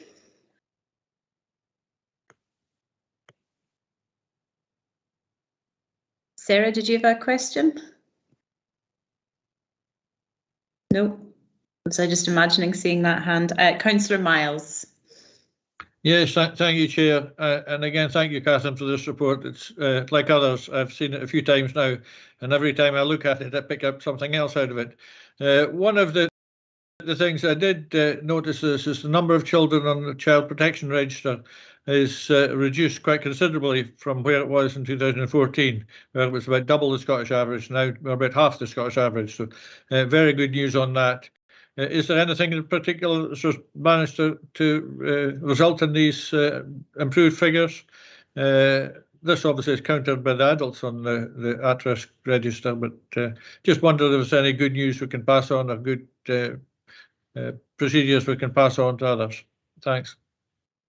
Thank you very much for that question, Councillor Miles. And although obviously the delivery of child protection services as such doesn't sit within the remit of the IGB, the IGB is a core partner in health and social care partnership. Colleagues participate in the Child Protection Committee and are often a core part of child protection plans. The Child Protection Register is, I guess, an unusual measure to scrutinise in the way that we have to, because it's a national return. It is a mechanism through which we provide a kind of a non-statutory obligation for people to work with us to try and address wellbeing and protection concerns for children and young people. there are different ways of achieving that same outcome. And I think what we've seen is an increasing use of more informal supports and an earlier intervention and prevention approach to try and divert the need for a child protection plan where those needs can be met in a different way. What it doesn't mean is that children are not at risk, and it doesn't mean that support is not being offered to families. So what we've seen at the same time is, you know, a kind of a slight increase over that period in the number of children who are looked after and who are looked after and accommodated in particular. And it may be that we're also seeing a different pathway to provide protection and support for children using the Children's Hearing and the Reporter. And that mechanism, of course, allows for legal representation and advocacy for children and their families. And so looking just at the Child Protection Register figures in and of themselves is not necessarily helpful, and that's why we look at all of those statistics in the round to give us a sense of how we are supporting children and families in Angus. And overall, we are supporting roughly the same number of children and families. We're just perhaps doing it with a slightly different emphasis. It is, however, really positive that we've seen quite a significant reduction in the usage of the Child Protection Register as a mechanism for engaging with families, because it's an onerous process in and of itself, which doesn't always help the engagement with families and their engagement in a child protection plan. It's an extremely useful tool, and it's very important that we use it, but we should use it sparingly. So I hope that gives a little bit of context. The numbers are neither a good news story nor a bad news story. And I think that's probably the message I would leave you with on that today. Thank you for that, Catherine. Okay, Gail, did you want to come in? No, Chair, not about this point. It was actually, I was wanting to request a change to the agenda, Chair. Can we move item 10 before item 9, because Vivian Davidson's got to go off and chair another meeting? Would that be possible with members? Yep, that's fine for me. Do we have any other questions or comments on this paper? I'm still seeing one hand up, but yes, Sarah, did you have a question, or is it? It's more a comment, Emma, Jim, and apologies I wasn't able to come in earlier. I suddenly had an urgent phone call, so apologies, the hand was up and down. So it was just really, Catherine, thank you very much for a really comprehensive report. This is my first sighting of this Chief Social Work report as a new member to the Integration Board today. And really my comment was just in respect to really welcoming the continued input and contribution of Chief Social Work Officers to the oversight of the strategic group for the care homes in light of change of accountability. So that's really welcomed. Thank you. Thanks for that, Sarah. So if we've got no other questions, we're being asked to note this paper. So we're all happy to note the paper. And thank you very much, Catherine, for presenting this afternoon as well. Thank you. Okay. So as per Gail's request, if we move now to item 10 in the agenda, is that right, Gail? Yes, Chair. Just flying through my papers here to try and find the right one. This is the update on progress with implementation of the Carers Act. And do we have Vivian? Vivian, I see her on the screen now. Good afternoon, Vivian. You want to speak to this paper for us? Thanks. Good afternoon, Chair. I think George might want to say something first. Oh, okay. Yeah, okay, I will do. So just to set some context on the report, we have submitted reports previously on the Carers Act implementation, and they've all, I think, been pretty positively received because we've been able to demonstrate good progress. So the reports 89/21 and 18/21. Just a few contextual remarks. I think all the reports on this one as well demonstrate a very significant increase in support to carers in Angus in recent years, which is a good thing. I think carer activity now commands a greater proportion of our budget allocation and our attention generally. Again, good things. I just wanted to say that Angus takes a partnership approach to working with carers, and I think our financial supports are generous compared to other areas in Scotland. Our approach to assessment and support is well embedded since it was approved here in our eligibility criteria back in 2018. And this report describes the overlap between identified carer need and the needs of the supported person. A wee cautionary note, I suppose. I think the old social work maxim of the interests of the service user are paramount is unchanged, really. That we always need to remember that. And, you know, everybody will be thinking in an ideal world, those two things will be absolutely congruent. But we know from some of our adult protection work that they are not always congruent. So, that, you know, carers' interests are very, very important, and we want to promote those to the maximum. But service users' interests must not be lost within that. As you can see, the numbers of supported being supported has really increased. We're reviewing all those cases and hope to be finished by 31st of March. The waiving of charges work. I'm glad to see the conclusion that we should retain the status quo in that, at least until we see the policy intentions in the National Care Service and get some clarity about those. And I think these figures are really stark. The financial support to carers is up from 1.9 million before the IGB existed to 7.3 million in 2020-21. And that it's a good thing, but it creates a financial challenge for us because it's beyond the allocation of money that we get for that. You can see the proposed funding allocations are on page 102 in section 5, and that was one of the things we wanted to be really clear about in this report. And I thought just finally it was interesting the allocation of those in which services they went into, that 47% was in learning disability, 12% in physical disability, 40% in older people's services, and 1% in mental health. I suspect perhaps mental health has been, what would you say, it's maybe been slower to emerge as a carer issue, and maybe one that we need to give a bit more attention. That looks very low, but interesting. The high level of support in learning disability, and that's it. Vivian will be much more au fait with the detail than me. Thanks, George. I'll try not to cover the same ground. When we presented the last report on carers issues to the IJB, we were specifically asked to provide some detail around the types of services that were actually being provided to carers, given that we had allocated such a significant level of the funding to SDS arrangements. So table 1 does demonstrate there's very significant this commitment that this IJB has made to supporting carers. This is a full analysis of the support that's provided to supported people and their carers. It's not all supported people, it's only those supported people who have a family carer associated with their support plan. Support to carers and the supported person are inextricably linked. Very often what benefits the supported person also benefits the carer and vice versa.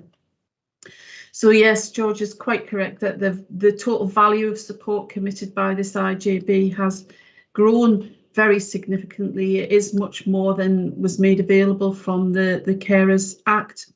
And table 1 shows some but not all of those services that are funded by those arrangements. There's been a significant increase in direct payments. Personal care has seen an increase as well. The issue we have with the 2020-21 figures is they're not really truly representative of a trend in services because of the way carers and the people they supported chose to shield last year. So we did see a dip in some of those service arrangements, despite the best efforts of care managers to negotiate alternatives. Table 2 shows the allocation that we did receive from the Scottish Government as a consequence of the Carers Act. And Table 3 shows the commitments that the IJB has made to date and the proposed additional commitments around that money, with the proposed additional commitments highlighted in blue in Table 3. What I would say is you will see that actually there is a shortfall between the Carers Act funding and our overall proposals. And again, this is because of the relationship between the support for the supported person and the carer.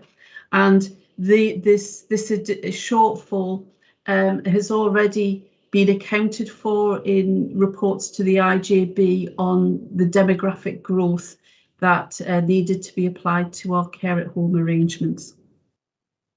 So we're asking the IJB to agree the final commissioning plan for the overall Carers Act money today.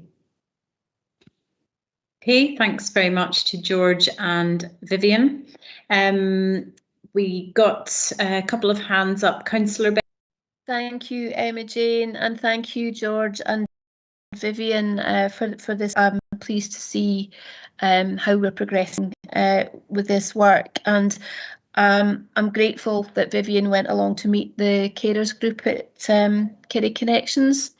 I've had really positive feedback from that visit, Vivian, and I'm sure you found it helpful with them on Monday. And you know, there were tears and there was laughter about their shared experience, but there's no question in my mind about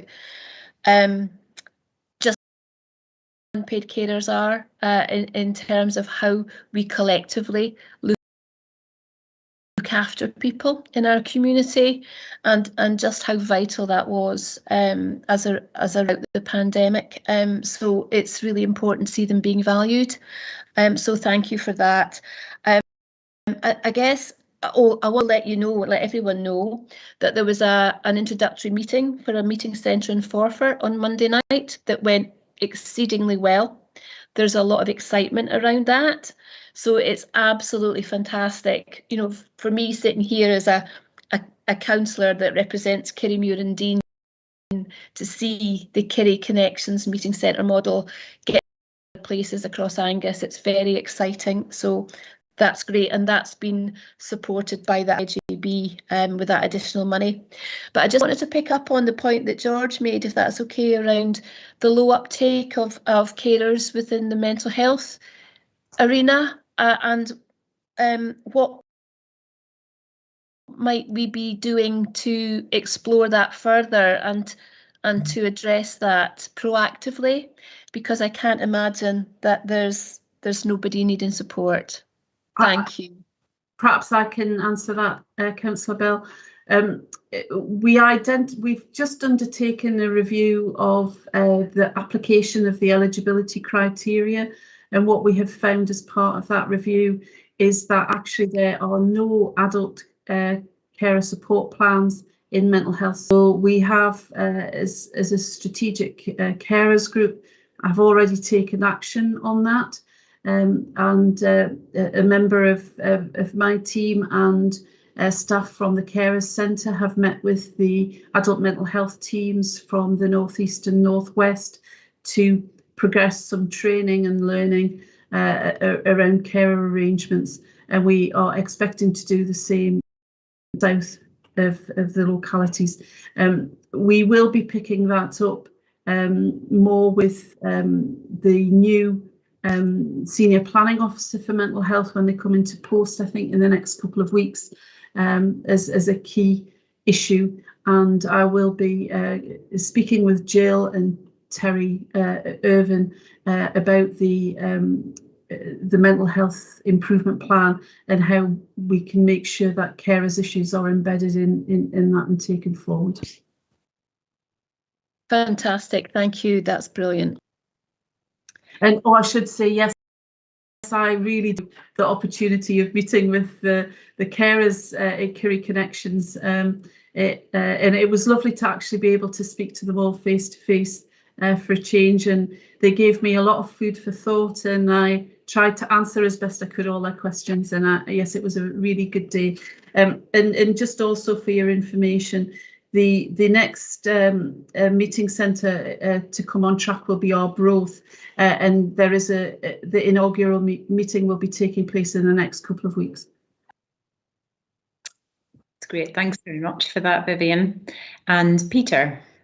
Yeah, thanks, Emma-Jane. I'd just like to endorse the report from both Vivian and George, fully support what they've been saying. I know we've overspent, but I will say to anybody who listen until they're sick of me, we support carers far better in Angus than the vast number of other IJBs, and I think it's something we can be proud of.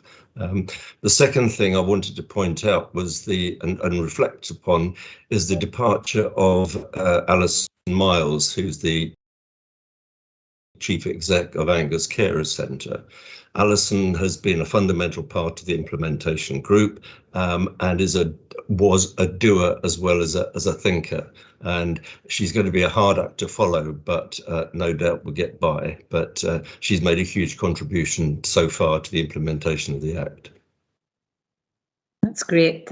Thank you, Peter. And to hear that commendation in terms of Angus support for carers, I think that's something for us all to be proud of, and really good to hear that. So thanks for feeding that back.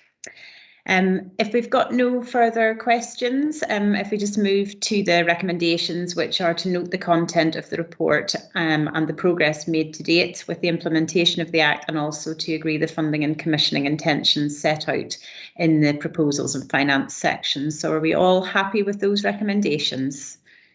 Yep. Thank you very much, and thanks to George and Vivian. Thank you. Thank you. So if we go agenda now to agenda item 9, which is the communication and engagement progress update report. I see Sally on the screen. I assume that she's going to speak to us a bit about this one. Thanks, Sally. Thank you, Chair. Yes, so IJB members will recall that they approved the partnership's refreshed communication and engagement plan in October last year. And this report really provides an update about our activities that have taken place since that time.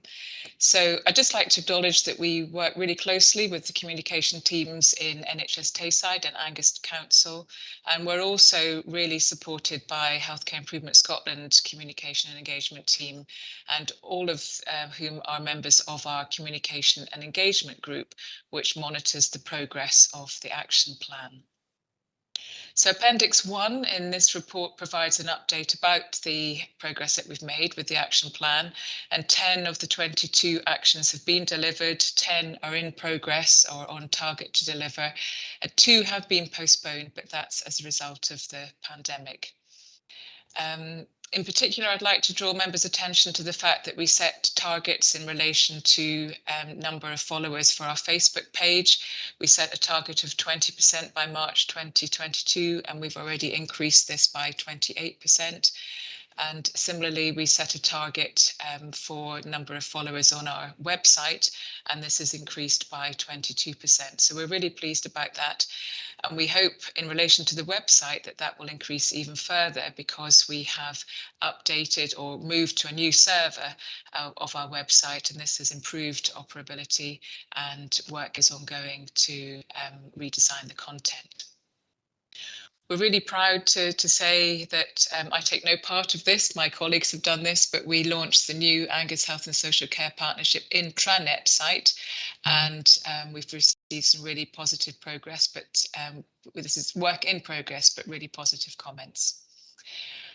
Obviously, due to social distancing measures, we've had to restrict the number of face-to-face engagements that have taken place.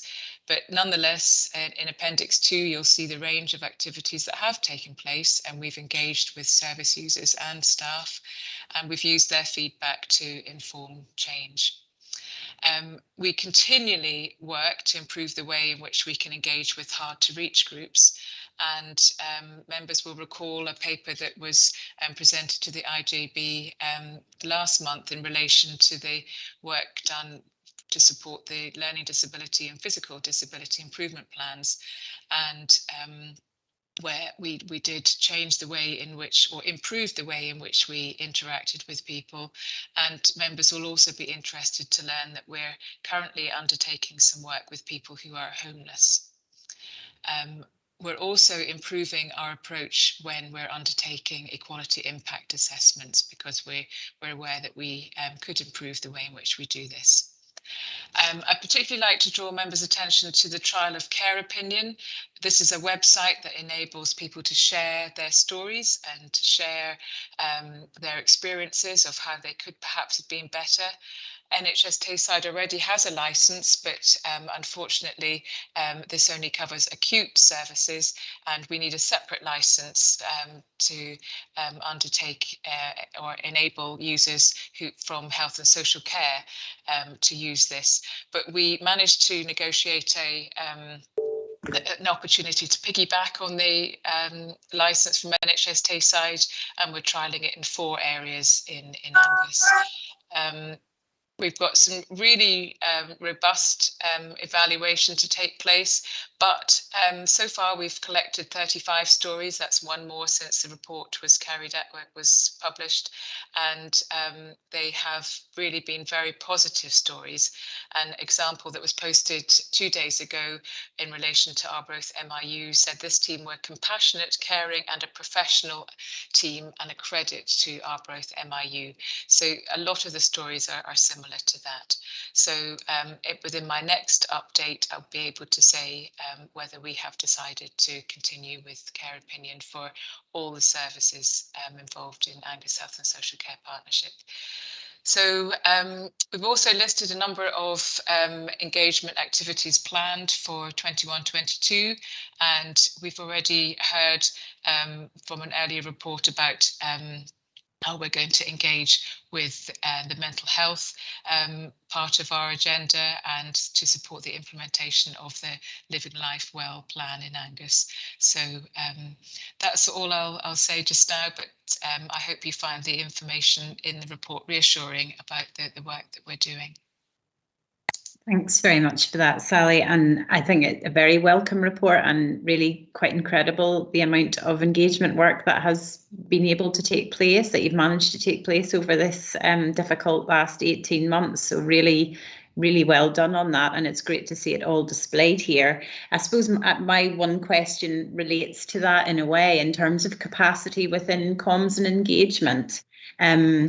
You know, there's a lot asked of you, and going forward, in particular around the mental health implementation plan, there will be even more asked of you in terms of the IJB board assurance that that level of engagement has taken place. You know, how well placed are you in terms of capacity to that, given all of these demands, if you like, on your services? Okay, thank you.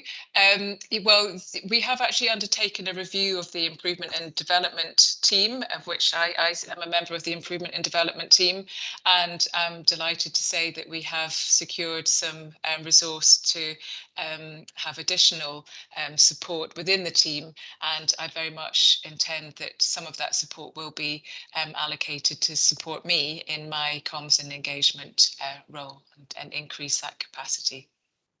Okay, that's great. Thanks for that. Councillor Bell. Thank you, Emma-Jane, and thank you, Sally. I hope I really appreciate the amount of work that has gone into this, and I do hope you'll forgive my question in the back of my professional experience. But on the report that we passed last year, MSPs, MPs and local members were listed as key stakeholders, and I just wondered where that or when that element of connect with those across different spheres of government will be picked up a bit, because I think it's really helpful to be proactive with elected reps as a routine, so that when there are significant issues, you know, and there will be interest around things like mental health. I know they'll have caseload issues to deal with affecting mental health, for example. But when we're looking at service changes or, you know, structures, it's really vital that we deal with those stakeholders proactively,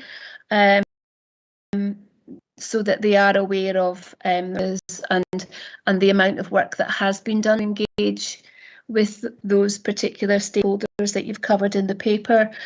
So I just wondered if you could give me a wee bit on that, please. Thanks very much, and great stuff. Oh, thank you, Councillor Bell. Yeah, you make a very good point, and perhaps one of the reasons why we haven't well as we could have done, although we have done some engagement, is capacity issues. But we are in the process of writing a briefing for one particular aspect, which I won't name just now, but we are very aware that some areas are more pertinent than others, and that is always on our agenda in how we engage with people appropriately. So definitely, I think it's room for improvement in that area, and we'll take a note of definitely doing better in that in the future. I don't know whether Gail wants to come in and make a comment too. Gail, do you want to come in? Yes, I would agree, Sally. That was a good response. But yes, Councillor Bell, that's been noted. We don't exclude MSPs and local politicians from any of our sessions that are open.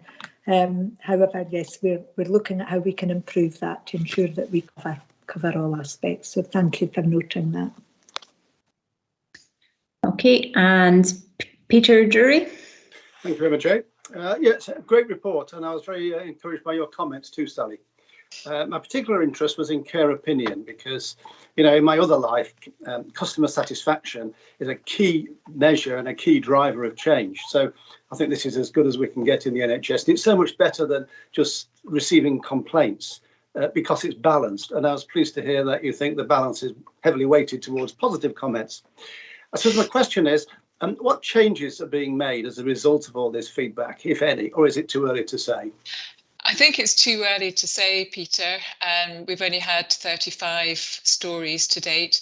I think the impact that the stories have had, because really they have all been positive stories, is just really improving the morale of the team, and that, you know, you just can't buy that. It's just incredible that, and really reassuring to teams. What I'm trying to do is encourage the other teams that have the opportunity to be involved in this test of change are getting the opportunity to encourage their client service users, patients to use care opinion.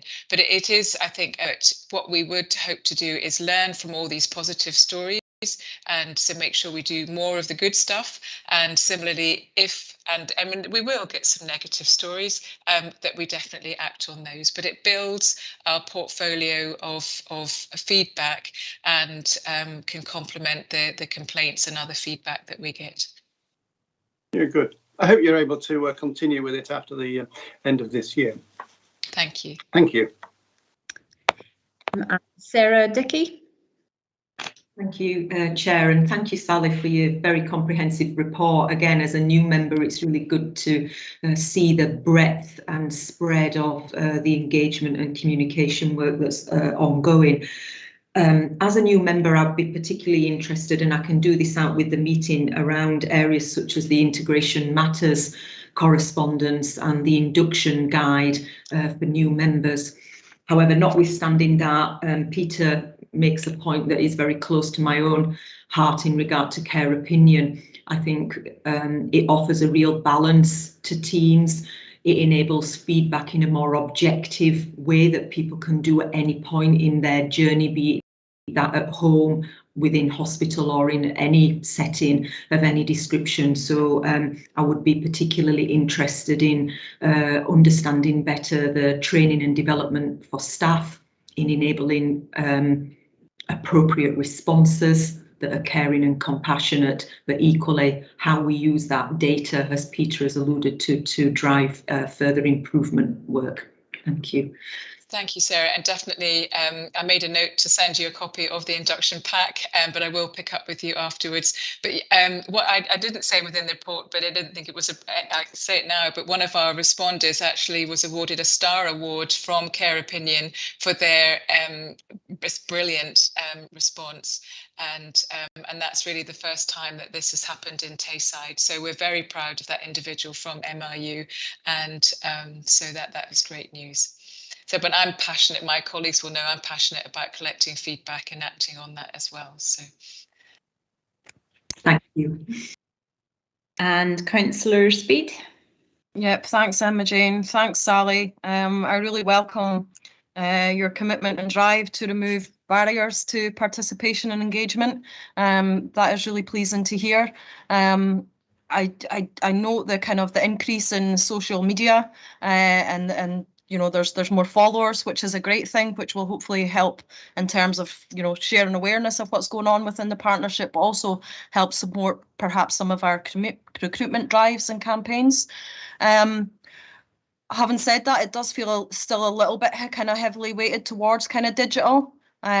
So yeah, I think we just need to continue to be mindful that not everybody engages that way.